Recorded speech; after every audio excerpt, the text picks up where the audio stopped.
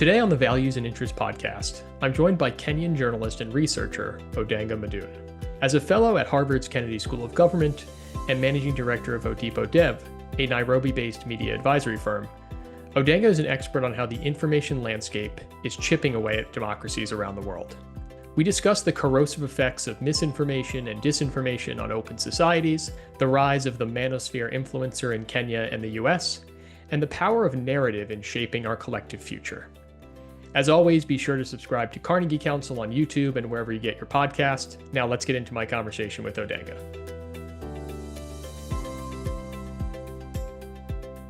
Odanga and I actually met during the UN General Assembly a few weeks back in New York in this kind of flurry where you go from meeting to meeting to meeting.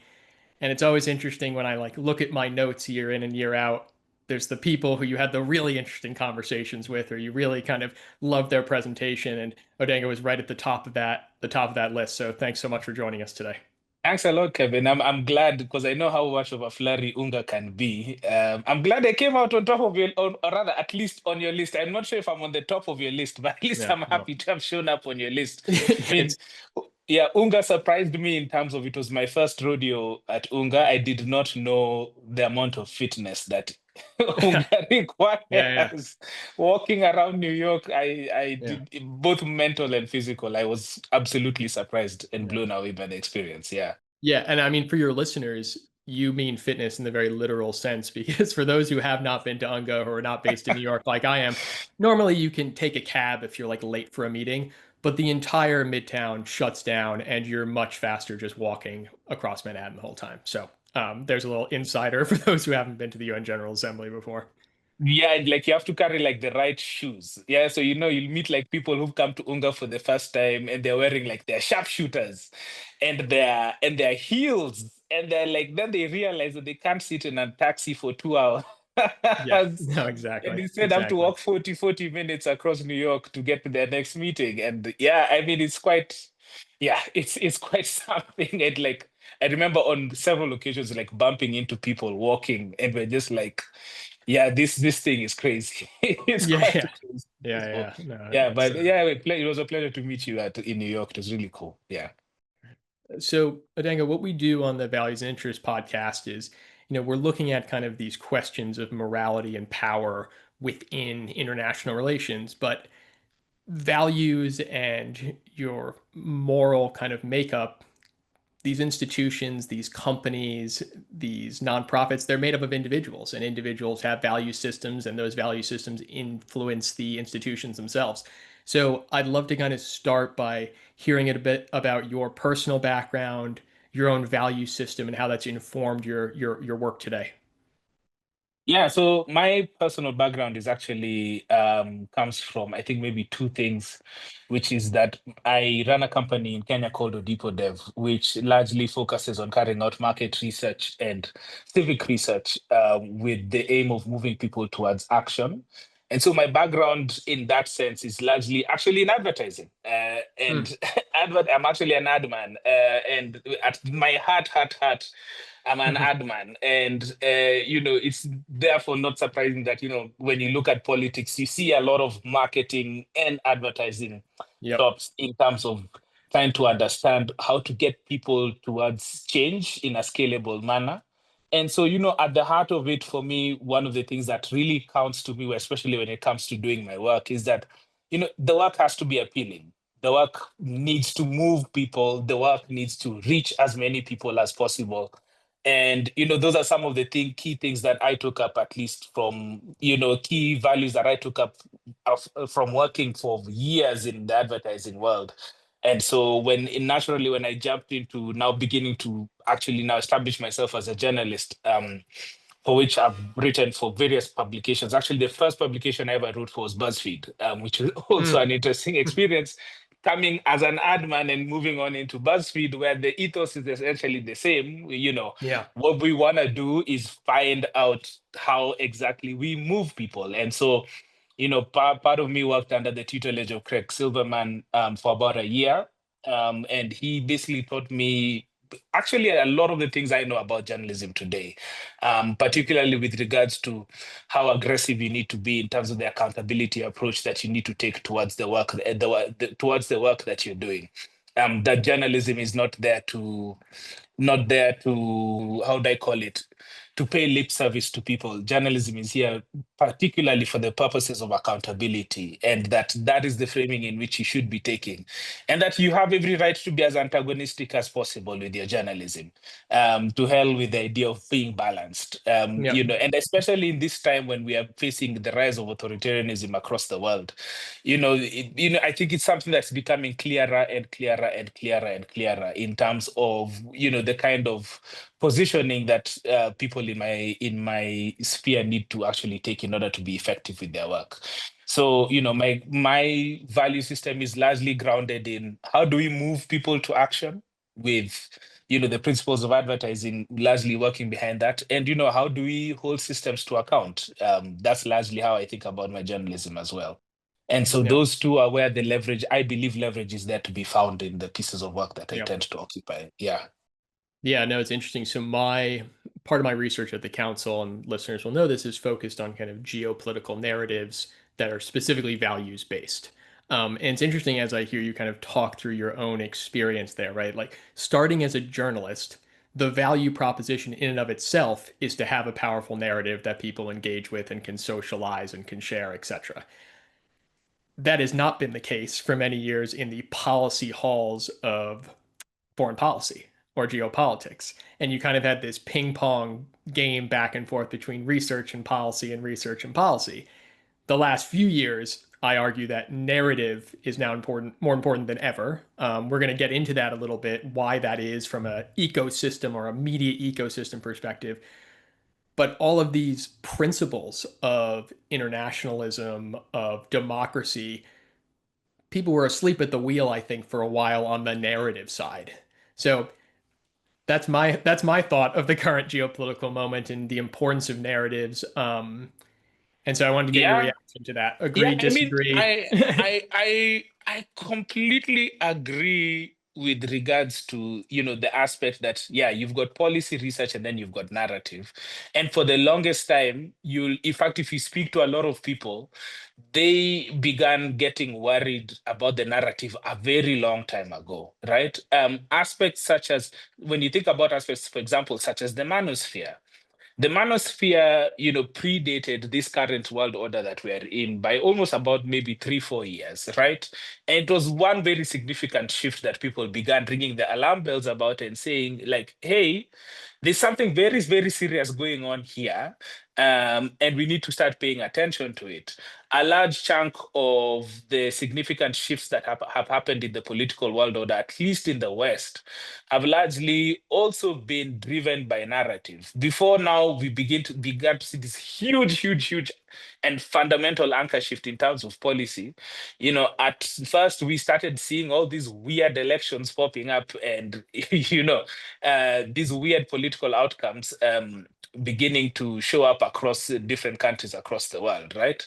And that there has been a very significant investment within various political circles in narrative first, in framing first, and that is the primary place in which the battle would happen, and then everything else would follow. So I tend to agree with you in that respect. I think one of the interesting things, how I knew and had a feeling that Trump would win last year. I'm on the edge of my seat. Tell me, you'll have all the answers. The return of Creed. Like the fact that Creed became popular again, I was like, And this, what? for the This? listeners, this is the American Yeah, yeah. band Creed. You can Google it, iTunes, Spotify, etc. Exactly, like this harboring for nostalgia back to the era where Creed was popular and all of that kind of stuff. I was like, that's a very strange thing. Why are you guys pulling Creed out of the bag for? And I was like, I found that to be a very interesting thing. Yeah. And that those kinds of tracking, and especially, I think my presentation at the convening that you saw me give my presentation about, was tracking pop culture as a narrative barometer, especially for politics. I specialize particularly in that. It's one of the barometers I tend to pay attention to, and I'm trying to calibrate where Kenya is at also, and that's also where the world is at. And it like I do tend to pay attention to a lot of those. And the Creed one was very interesting for me. I was like, oh, that I didn't expect that, and it's one of the things that I was like, yeah, Yeah. there's definitely something going on in America that we need to pay attention to. Well, Yeah. let's push on that a little bit. So, Mm, I think in kind of doing the analysis of kind of soft power collapse in the U.S. in the past few months, and collapse implies inadvertent to a bit, but it's strategic collapse, right? I'll use that phrasing. USAID, Voice of America, all these things, right? Like one of the things that we've diagnosed is that the narrative was just failing outside of elite circles, right? People saw this in and of itself as valuable and ethical and virtuous, and so therefore the wheel is going to keep turning forever. The funding is going to keep turning forever. I think that exposed a real elitism in terms of trying to project a narrative to elites or project a narrative in a very elite top-down way. And what you're really focused on are these other signals, right, in terms of political movements from the bottom up, culture being one of them. So you talked a lot in the presentation that I saw you in kind of how this is happening in Kenya around the political scene right now. So maybe we could go there and again, feel free to challenge my diagnosis in any way. no, please go ahead. Go ahead. Yeah, yeah, yeah. I mean, and that's the key thing. I think first of all, talking about USAID, now this is the weird thing about what we're talking about right now. So, if someone told me that I needed to pay attention to Creed, in order to understand whether whether USAID would be here today or not, yeah, I don't know what I would have told you, because let me not lie to you, I've seen my neighbors move out cause and shift houses because they thought the aid wheels would keep turning, Yeah. right? And they've had to shift house because they got laid off. Like they're like each block in my like apartment block has people who've moved out. And like the death of that world order, I think it was coming, but people had seen it coming. There had been the reductions in funding that had been happening, but the extent to which the gutting of USAID occurred, I think that was quite unprecedented. And I think the key thing in politics, one of the key things I always say is you always want to understand what someone does first. Because what someone does first, especially what an administration does first, is what sends out, I think, the biggest message. And to me, when we talk about narratives, values, the fact that they went after USAID first, to me, told me everything I needed to know about what the Yeah. Trump administration was going to do. Yeah. And, Yeah. and I think that thinking was what, that they were going to come in business first. And it's not that they're bad people. Okay. I'm going to say this, but it's not that they're bad people. It's just a realignment of priorities. It's like, it was that they were going to come at this business first. They were going to come at this, like, they were going to come at this business first. They were going to come at this trying to understand what they clearly have to gain from it.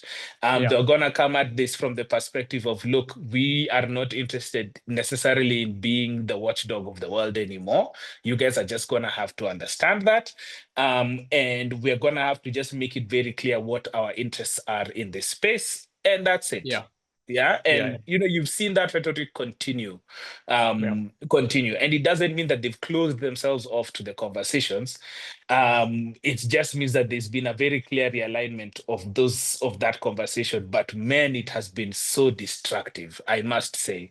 And the lack of political response from our leaders in this side of the world is now what is leading to the kinds of change that we're seeing. Again, you want to ask yourself the question, and this is correlation is not causation. But Yep. in the year that USAID gets pulled out of several countries in the world, that we see the highest rise in this kind of youth uprising across different parts of the world.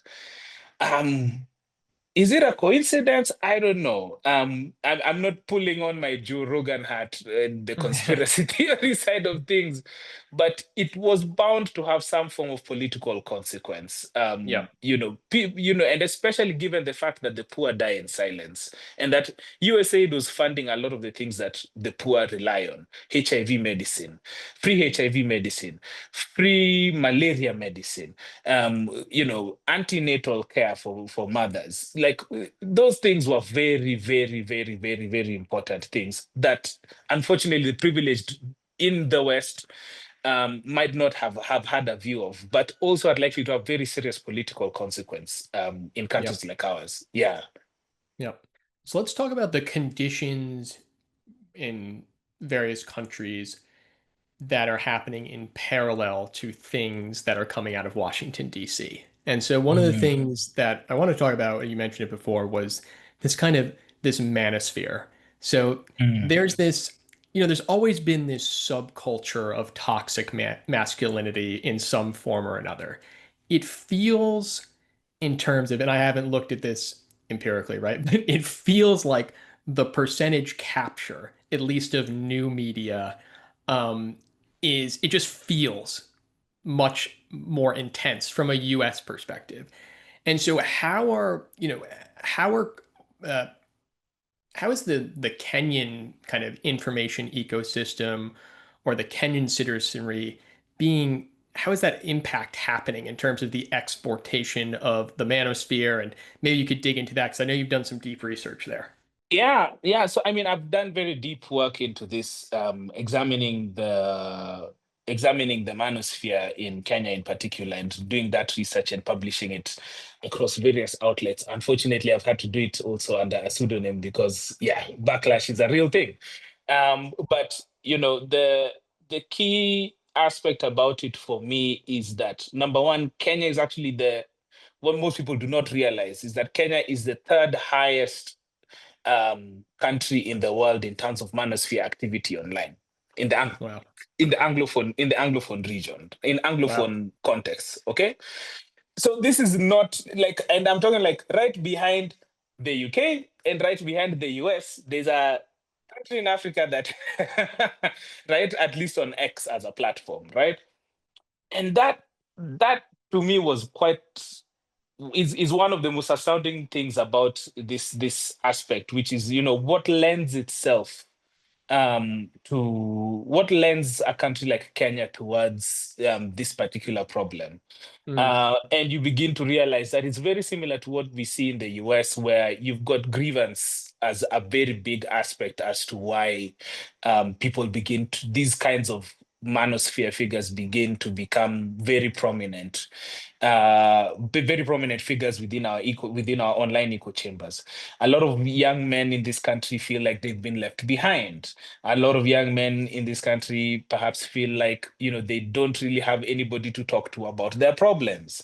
mm, A lot of young men have economic grievances that have failed to be addressed by leaders, and then here comes a few messiahs. It could be Andrew Tate. It could be in Kenya, for example, we have a guy like Amerix who are able to offer messages of hope to these young men, but at the same time, you know, sort of painting their plight as a result of the empowerment of women, right? yeah. And so that now begins to become that's what the manosphere ends up becoming. And then because of the design of tech ecosystems and the pursuit of engagement, it turns into a form of extremism, right? And for me in my literature, in terms of my work, I borrowed a lot of the literature and research for my work from actually examining fundamental extremists, yeah, because the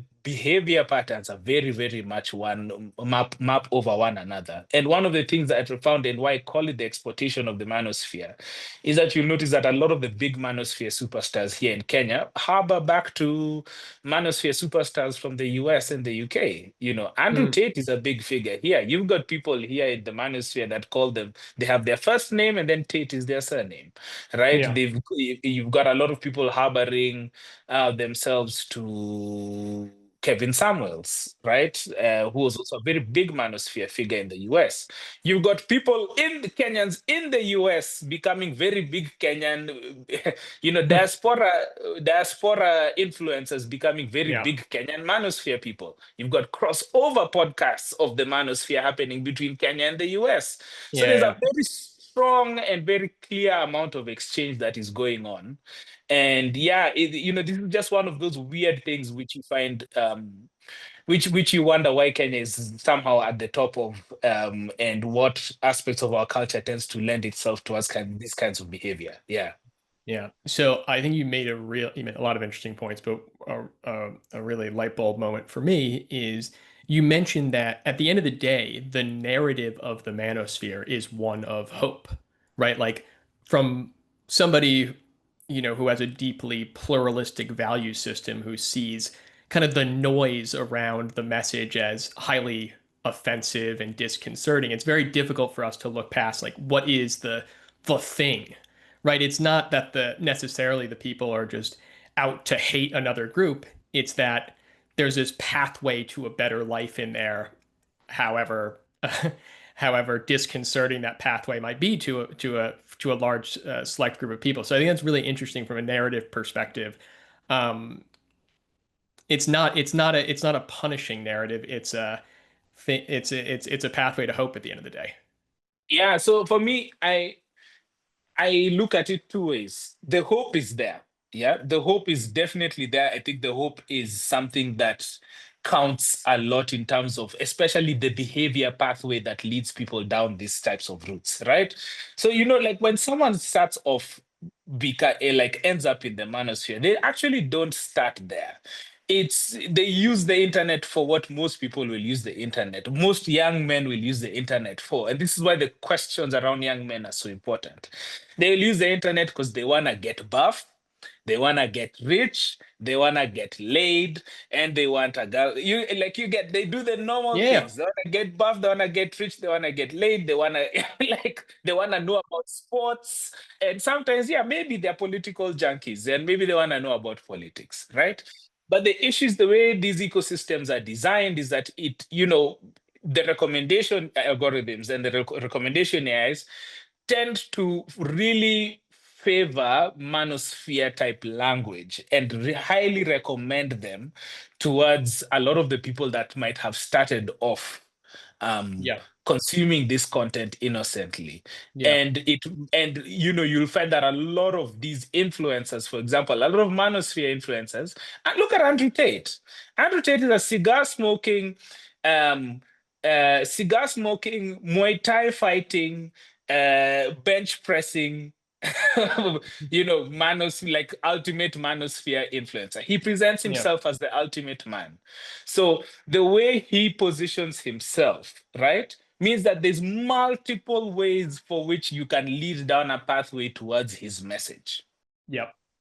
And that's where the hope actually ends up counting. That if Yeah. you're a man, you're broke, you don't feel good about yourself, you're trying to figure out the answers to your life, and you go in and search in Google about how to get this fast. Chances are the first few chances or pieces of information there might be okay, but eventually they will lead you down a rabbit hole towards the manosphere. And that is where Yeah. the hope counts. But I really stress that people should not forget about grievance. Grievance Yep. to me is actually the one that paints an even more bigger picture because grievance demands political response. And when you look at the politics of authoritarians across the world, the politics of grievance is also something that they're exceptionally good at, on top of the politics of hope. If anything, it's grievance that I think is more effective in driving people to vote for them than even hope. Hmm. Yeah, that's an interesting way to think about it, where hope might be more manifest after engaging with this content on like at the individual level. You said like I'm going to get a six pack, right? I'm going to get a girlfriend, right? And then the into the streets spark, right, is this collective grievance where you can go and kind of blow off steam with another individual that then leads to, potentially very disturbing political actions, or the ballot box going one way that wasn't dreamed of maybe 5, 10 years ago. 90% of manosphere advice is how to deal with women. 90% of it is how to deal. Like 90% of Manosphere advice and Manosphere podcasts, the best and most effective of them, like, at least from what I see in the Kenya side, is yeah, how do you handle women in a relationship? Yeah, like that's what that's where people that's where people like start off from. And yeah, they have people that swear by them. And Yeah. you see that, and that's the key thing. There are people that swear by them. And so when you're talking to people who've been converted in that way, you can't really come in at it from deterministic mindset. Yeah, I learned this also when I'm in my work in mis and disinformation. You can't go to someone who's voted for a candidate, or let's say someone who's voted for Trump, and then you go and tell them, you voted because of misinformation. They won't listen to you, right? So you have to, Yeah. there's a lot of ways you have to really pay attention to the nuances around that. So the same Yeah. thing applies to the manosphere as well. Yeah. Yeah, certainly nobody wants to be told they're stupid or they're wrong, and the implication is there. One of the things you and I had spoken about at this event where we met was kind of the prescription to that, the prescription to kind of democratic backsliding. And there were a few people at the event who kind of talked through case studies across the world. So we had El Salvador and the Philippines and Kenya. And so from like a values perspective, how do you think about, and I'm thinking about like the individual level, the cultural level, like what values, what narratives are there as a prescription, as a pushback? Are we still searching?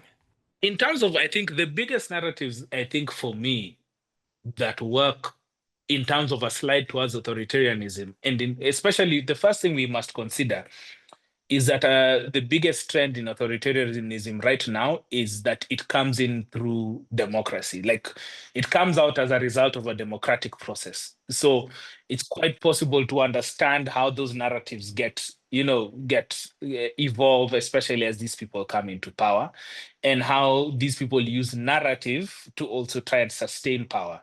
In Kenya right now, I think the politics of grievance, which is largely tribal politics, which is that tribe has gotten favor for a long time. It is our turn to eat, right? Grievance politics is one of the biggest aspects in which a lot of Kenyan politics is shaped Mm, around.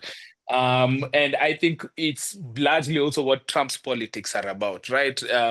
That the blue collar worker deserves to have their moment again, right? That these things have gone away from you for a long time. I'm the one who's gonna bring them back. And I think that the narratives around grievance and the timings around that, I think, are the ones that I would be monitoring and mapping across the world, and trying to figure out, what are the methods by which we try and understand how to override some of those aspects. I think that is the one thing that I can say based off of my very clear observation. I can pinpoint to and say this is a problem we need to be watching out for. Yeah. great. So I think that's probably another conversation. I want to dig deep into the literal tribal politics of Kenya versus kind of the socioeconomic, racial, religious fragmentation in the US, but let's maybe save that for a part two. Man, so I'm gonna tell you this. I'm actually working on a piece of research about that right now. So when I Love release it, I would it. love to share it with you, and Yeah, yeah. because there's a lot of interesting aspects. Because finally, I have a context for how polarization in big tech is affecting Kenya, which I think finally makes sense for me. So there's a lot. I think there's a lot we can work around there, and there's a very long conversation to be had. Yeah, no, quick plug. So, colleague of mine, Ruth Braunstein, who's at Johns Hopkins University, she runs a great Substack called Democracy is Hard, and her research really focuses on extremism within communities in the United States. And so, plugging that now, all listeners should check that out, and I think you should too. So, it's a great Yeah, it's a I great mean, resource. absolutely. I think, yeah, when it's ready, I'll definitely share and I'll try to see, whether we can have as much of a conversation within the democracy communities That's as we great. can about this. Yeah, I think it's That's some very great. fresh data that is Yeah. very startling as well. Yeah.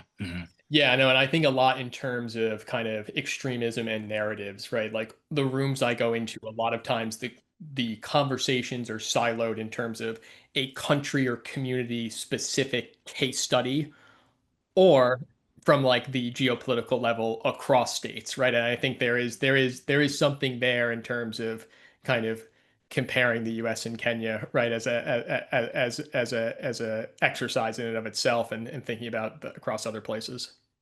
I have a friend who's written this book. He's called John Gidongo. He has literally, the book is called "It's Our Time to Eat." Oh, there you go. One of the best pieces, I think, of understanding, I think grievance politics Yeah. in general. Yeah. And a very good political read that I think is usually necessary for people to pay attention to. Yeah. So, yeah. Yeah. So Okay. Cool.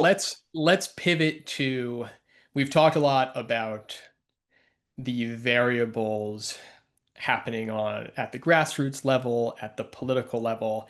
And so now I want to go up to talk about the information ecosystem itself, and specifically tech companies and um, their role in kind of, I would say, the backsliding that's happening, the manosphere, the manosphere taking hold in certain areas. And so in January 2023, you wrote this great piece for The Guardian. And this was right after the attempted coup in Brazil. And I'm just going to quote this, and we'll be sure to link it in the description for everybody who's listening. But you wrote, "It's becoming increasingly clear that technology platforms are playing a significant role in democracy's downfall. The ability to incite insurrections and coups through these platforms has made a once difficult task alarmingly easy." And now that was almost 3 years ago. So I want you to reflect on your own statement there, and then maybe take us to where we are now, and we can dive into the current ecosystem. Yeah. I mean, oof. What's interesting is now writing that in the context as someone who's now covering active attempts being pushed by young people who are largely internet enabled to take down their own governments. It's also very interesting to see that. But um, yeah, I mean, it has made it alarming. I used to think it had made it alarmingly easy, and then I still realized, yes, it might be the case, but movements are still hard. It might be that easy to incite a very massive spark, right? But the truth is, from what I've learned is that at the end of the day, movements are still hard. Whether it is whichever side you're on, right? Whether it's pro or anti democracy, at the end of the day, movements are still hard. Um, One of the things, however, that I say, and that statement needs to be a bit more complete. I think I need to write a part two of that, because at that time, we were in a different world. But now what I am seeing is, whereas the will of the people might be trying to get exerted against authoritarians who eventually manage to use these tech platforms, either through the money that funds them or through the ecosystems that are there to get into power, and people tend to challenge that.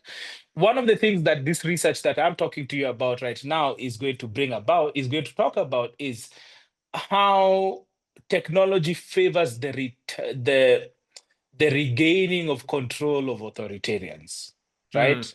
And that tech platforms are the number one enablers of this regaining of control, either through the surveillance that they enable or through the outright polarization that they enable through engagement based or rather through the pursuit of engagement based algorithms, right?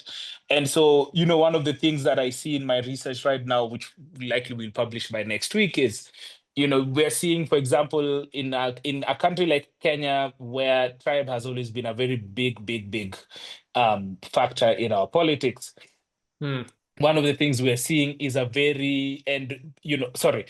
has always been a big factor in our politics. Gen Z go onto the streets to try and demand that they want their country back. They have ideals of a country that should be largely tribeless, right? Because tribe has done so, like the politics of tribe has just done so much pain to this country. But then you see that because of the nature of how platforms are designed to enable polarization, we're seeing a reverting to default settings. Yeah, and that's what some of the research we're doing is about. That we're seeing a very quick reverting to default settings, and that is something that is concerning to a lot of people. But I Yeah. think a lot of people are also ignoring the fact that this is as a result of polarized design, Yeah. design, specific design choices that favor this kind of vitriol to pass through the systems. Yeah. Well, there you go. Polarization by design. That's either an article or a podcast or something like that. We'll have to explore Man, that. yeah, I need to write a part two for that article. It's because there's so much in there. There's so much in there. There's so much in there that needs to be considered. But like I said, the truth about it is, as I had mentioned even in the talk that I had said before, if we were to just look at it plainly, no taking sides, right? We are still largely living through the effects of COVID. Yeah. And the online ecosystem was a large part of how COVID shaped the world. Right. And so it is not a surprise that, as I have mentioned, every year since the pandemic from 2021, 22, except 23, there have been multiple attempts at capturing the seat of power by people, by like some form of mass uprising. And it starts in the US, it goes to Brazil and Sri Lanka. 2023 is somehow quiet. Then 2024 happens. You see Bangladesh, you see Togo. You see Bangladesh, you see Kenya. And then this year, you see Togo. This year, it just keeps increasing in number, right? Because you say you have Togo, Madagascar, um, Nepal. What else is there? Togo, Madagascar, Nepal, Peru, Tunisia. Like, it's just crazy. Yeah. So And that's not something to play around with. yeah. No, so you're mentioning of Tunisia. So I was having a conversation a few months back with a soft power researcher who was actually in the kind of Middle East during the Arab Spring.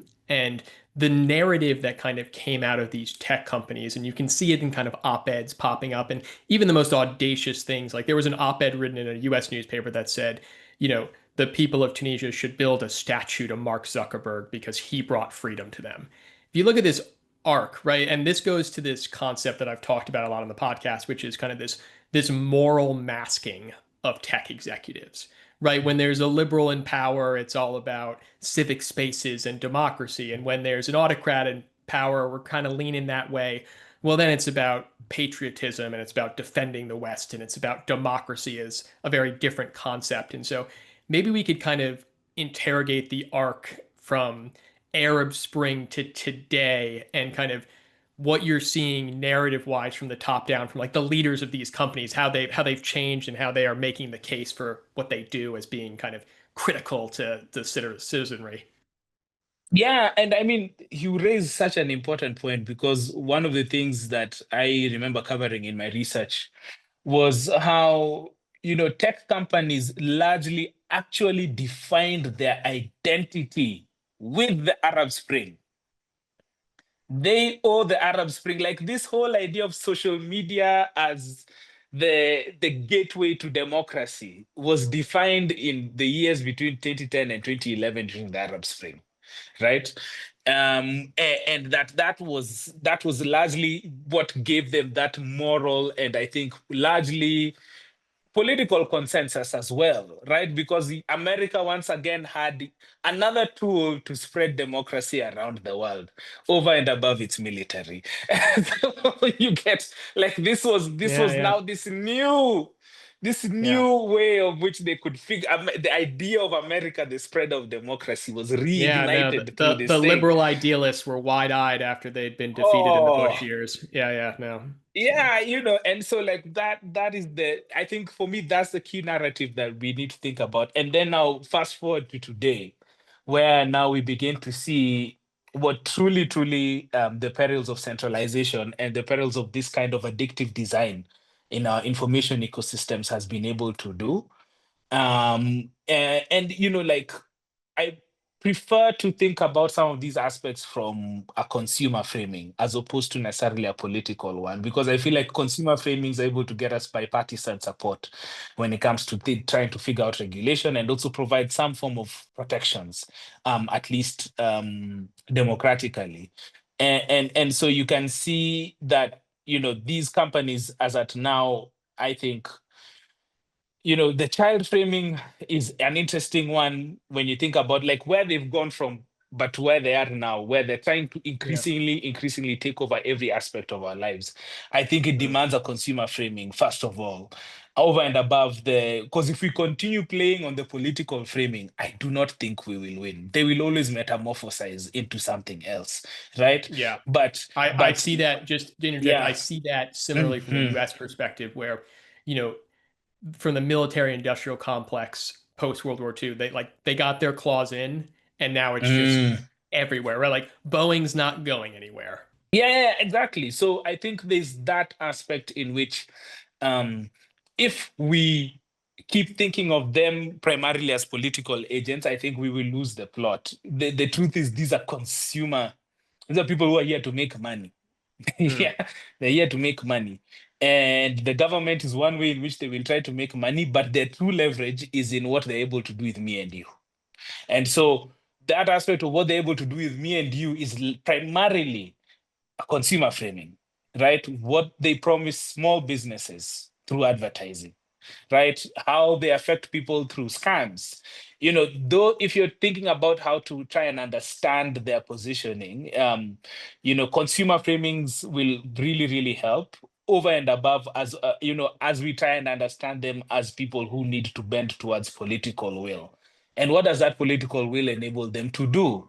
Now you have to understand that political will, what it enables them to do is to get away with am I allowed to curse on this podcast, or it's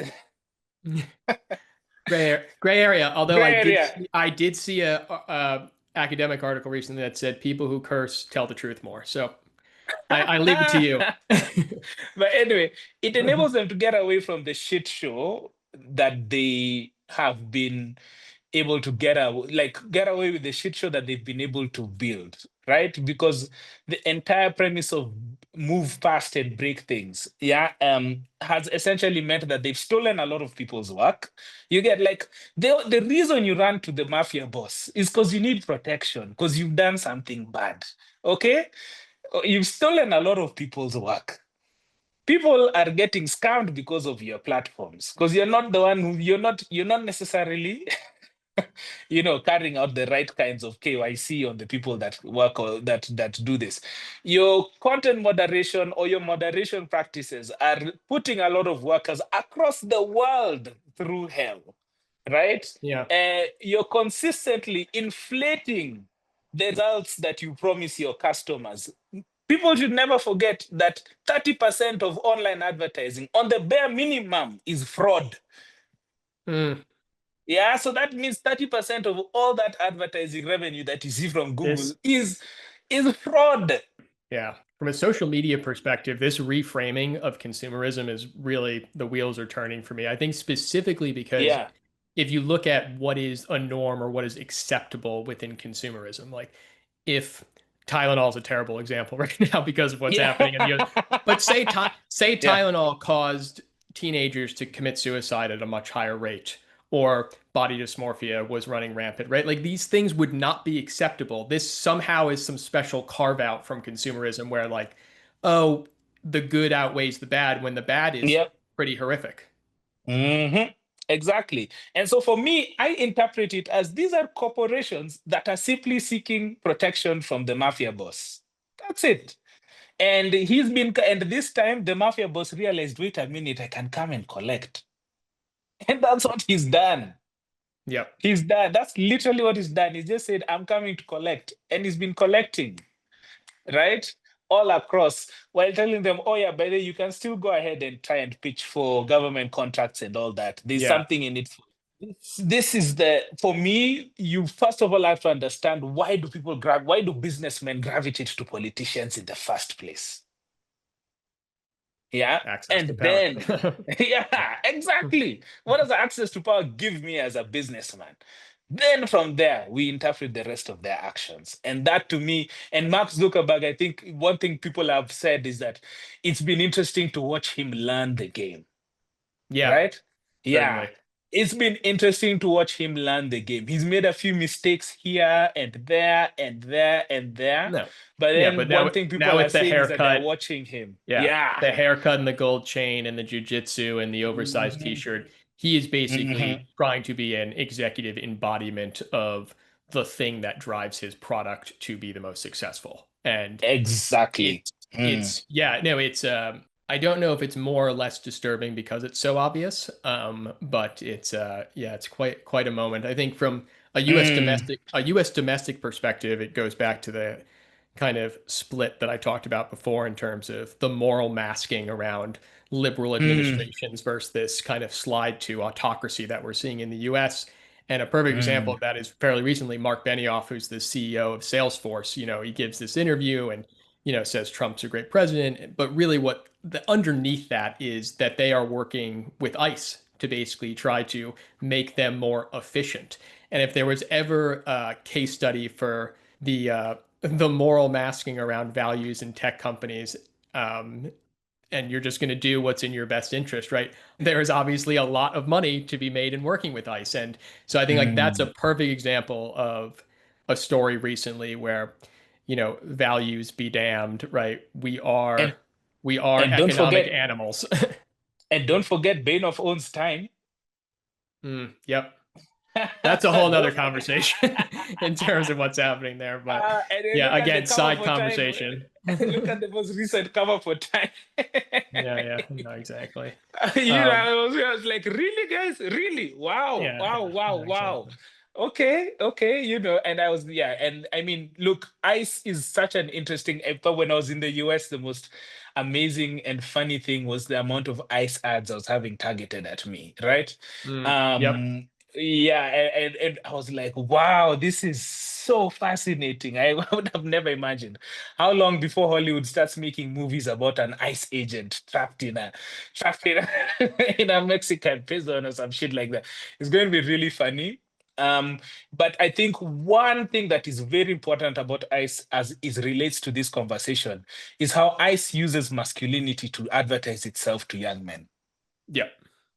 And Yep. there's some very interesting research coming out around that, which I find to be like it's worth thinking about as well. Yeah. Good. So again, I think we've explored a lot of areas we could talk about for hours, but I kind of wanted to, before I open the floor to you, I wanted to wrap up in kind of moving back to this more of this moral power geopolitical level that we really think deeply about here at Carnegie Council. And it's this question of what tech companies, what the social media ecosystem is doing to these principles that we've thought deeply about post World War II. For all of its imperfections, there were some principles at the UN, right, that things were built around.